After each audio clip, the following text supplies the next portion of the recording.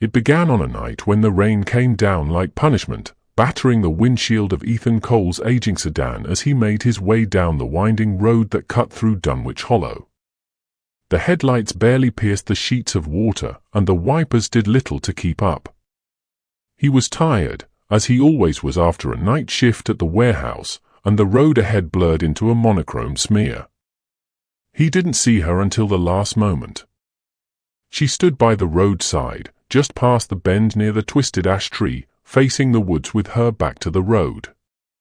Her white dress glowed faintly against the gloom, unsoiled despite the mud. The umbrella above her head was black, the kind with an old brass handle, and it barely moved despite the wind. She didn't look up. She didn't wave.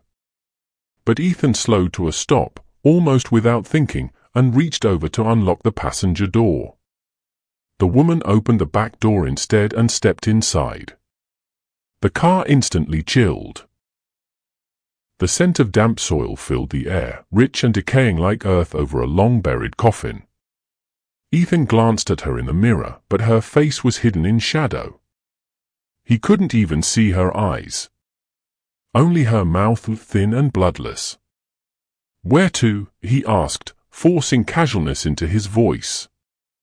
She didn't answer. She didn't move. He felt foolish for a moment. Perhaps she was mute. Or afraid. He began to drive. The sound of the rain swallowed the silence between them, and yet it grew unbearable. The longer he drove, the more he felt as though the world around him was slipping sideways, slightly out of step. The trees outside looked unfamiliar. The road twisted in ways it never had before. Then she spoke. "Don't miss the turn." Her voice was barely audible, like the hiss of rain on glass. But Ethan heard it. It came from the back seat, yet he couldn't find her reflection anymore. The seat was empty. He pulled over with a shudder, heart pounding. The interior light came on. No one was there. The seatbelt was still fastened. The seat cushion still damp. But she was gone. He never spoke about it. Who would believe him? But he wasn't the last. The town of Dunwich Hollow was small and old, the kind of place where stories cling like moss. Over the following months, 5 other people vanished on stormy nights. Their cars were found abandoned, doors locked from the inside, headlights flickering, the seats damp. No footprints. No sign of struggle. No bodies. Locals whispered about the woman beneath the umbrella. She had been seen before. Always in the rain. Always on that same stretch of road. Some claimed to have picked her up and lived to tell the tale, though none of them could recall when she got out. Some remembered her voice. Others, only the scent she left behind, mildewed lace and wet soil. But all of them were haunted afterward. Detective Anna Reeves was sent from the city to investigate. She was practical, skeptical, and already annoyed by the idea of hunting a ghost. But the disappearance had drawn attention, and she followed the trail with relentless resolve. She drove the road herself on a storm-racked night, parked near the infamous bend, and waited. The woman appeared at precisely midnight. She didn't approach the car. She didn't move. Just stood in the rain as if waiting for something to end. Reeves got out and walked toward her, flashing her badge and speaking calmly, though every instinct screamed to run. The woman didn't answer. Instead, the wind lifted her veil of hair just enough for Reeves to see the side of her face, ruined and old, as if it had been submerged in water for decades. Then she stepped forward, and before Reeves could react, she was inside the car. Reeves followed, hand on her holster. But when she got in, the woman was gone. The car had not unlocked. The doors had not opened. The seat was soaked. The air was so cold Reeves could see her breath. From that night onward, Reeves dreamed of her.